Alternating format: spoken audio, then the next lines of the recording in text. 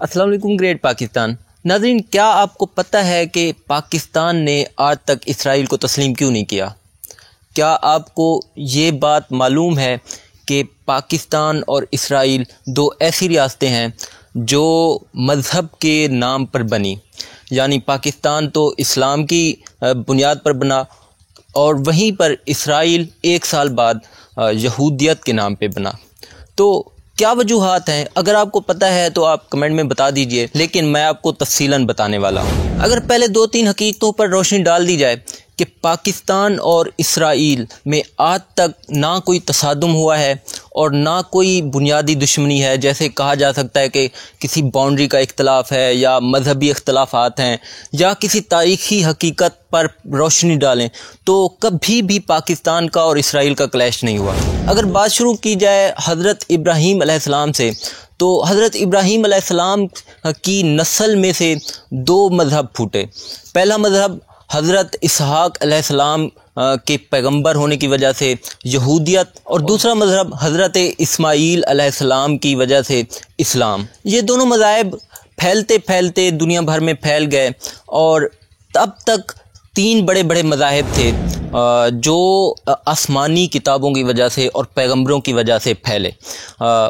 اگر بدھ مت کی بات کی جائے اور ہندو مت کی بات کی جائے تو یہ بعد میں شروع ہوئے، لیکن جو 3 بڑے بڑے مذاہب ہیں، اسلام، یہودیت اور عیسائیت، ان کی تاریخ آپس میں ملتی ہے۔ 15ویں صدی عیسوی میں اسپین کی رانی ایزابیلا اور اس کے شوہر فرڈینینڈ نے حکومت پر چڑھائی کر دی تاکہ ان کو ملکیت کا بنیادی حق مل سکے۔ یہ جنگ ایزابیلا تو جیت گئی، لیکن اب شامت ٹوٹ پڑی تھی یہودیوں اور مسلمانوں پر۔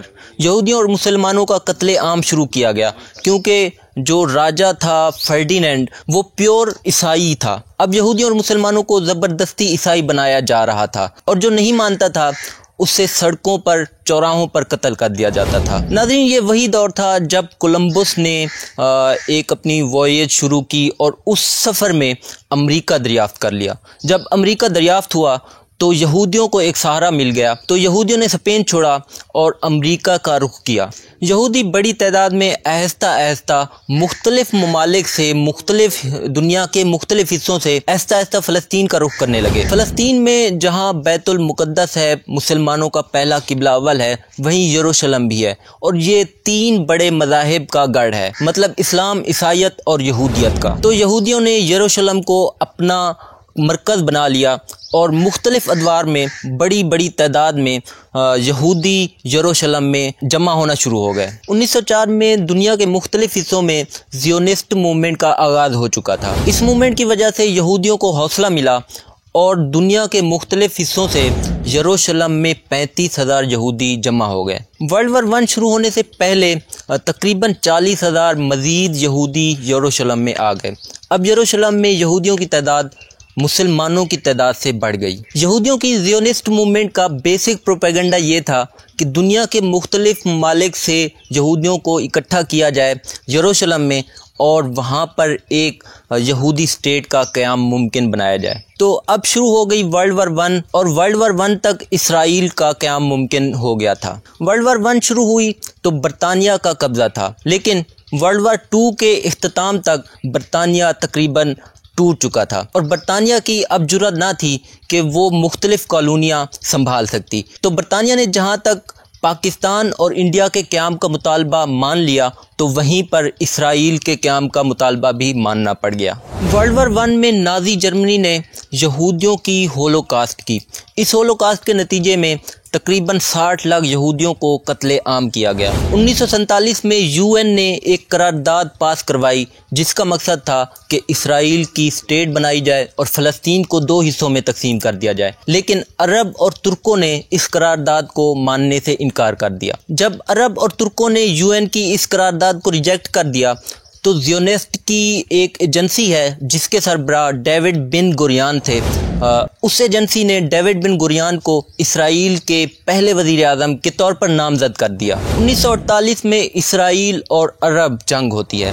اس جنگ میں 5 عرب ممالک ہوتے ہیں، جن میں شام، لبنان، اردن اور سیریا شامل ہوتے ہیں، اور ایک طرف صرف اسرائیل ہوتا ہے۔ ان 5 ممالک کو USSR کی سپورٹ ہوتی ہے تو اسرائیل کو سپورٹ کرنے کے لیے USA آ جاتا ہے۔ 1948 کی عرب اسرائیل جنگ جیتنے کے بعد اسرائیل نے یروشلم کو سب سے پہلے اپنا دارالخلافہ بنا دیا۔ تب تک انڈیا اور پاکستان بھی آزاد ہو چکا تھا اور اب وقت آن پہنچا تھا کہ پاکستان اسرائیل کو تسلیم کرے یا نہ کرے، لیکن پاکستان نے اسرائیل کو تسلیم نہیں کیا اور ڈیوڈ بن گوریان نے قائد اعظم کے نام ایک خط لکھا کہ ہمیں تسلیم کر لیا جائے، لیکن قائد اعظم نے اس خط کو پڑھنا تک گوارا نہ کیا۔ 1988 میں USSR افغانستان پر حملہ آور ہوتا ہے تو پاکستان کی مدد کے لیے USA میدان میں آ جاتا ہے۔ اسرائیلی بھی مجاہدین کی مدد کے لیے میدان میں اتر آتے ہیں تو وہیں پہ یہ تینوں افواج ایک جگہ پر لڑتی ہیں۔ اب وقت تھا کہ اسرائیل اپنے آپ کو تسلیم کروا سکتا تھا، لیکن پاکستان کے اس وقت کے صدر جنرل ضیاء الحق نے بالکل بھی اجازت نہ دی اور بڑی مشکل سے USA نے پاکستان کو اس بات پر منا لیا کہ اسرائیلی فوجی مجاہدین کی مدد کے لیے مجاہدین کے ساتھ جنگ میں شریک ہوں۔ جنرل ضیاء الحق نے اس بات کی اجازت دے دی۔ اب اسرائیل کی انٹیلیجنس ایجنسیوں کا ڈیٹا پاکستان کے پاس آنے لگا اور وہیں پہ اسرائیل کی طرف سے ہتھیائے گئے USSR کے مختلف میزائل اور مختلف ہتھیار پاکستان کے ہاتھ لگے، لیکن تب بھی پاکستان نے اسرائیل کو تسلیم کرنے سے بالکل انکار کر دیا۔ وقت یوں گزرتا گیا اور اب وقت آن پہنچا کہ USA نے پاکستان کے صدر جنرل پرویز مشرف کو اس بات پر منا لیا کہ پہلی دفعہ آپ اسرائیل کے وزیر اعظم سے میٹنگ کریں۔ اقوام متحدہ کی جانب سے اس میٹنگ کا انعقاد کیا گیا، لیکن جنرل پرویز مشرف نے بھی اسرائیل کو تسلیم کرنے سے صاف صاف انکار کر دیا۔ جنرل پرویز مشرف کا موقف تھا کہ جب تک اسرائیل فلسطین کو آزاد ریاست نہیں بنا دیتا تب تک ہم اسرائیل کو تسلیم نہیں کریں گے۔ جی ناظرین، یہ تو تھی اسرائیل کی ہسٹری۔ اگلی ویڈیو میں میں آپ کو بتاؤں گا کہ کیوں پاکستان اسرائیل کو آج تک بھی تسلیم نہیں کر پایا۔ اس کے لیے بہت سی وجوہات ہیں، جن میں کچھ وجوہات سیاسی ہیں، کچھ مذہبی ہیں اور کچھ سماجی ہیں۔ تو تب تک دیجیے مجھے اجازت، ملتے ہیں اگلی ویڈیو میں۔ اس ویڈیو کو لائک کریں، گریٹ پاکستان کو سبسکرائب کرنا کبھی نہ بھولیں اور زیادہ سے زیادہ شیئر کریں۔ شکریہ، اللہ حافظ۔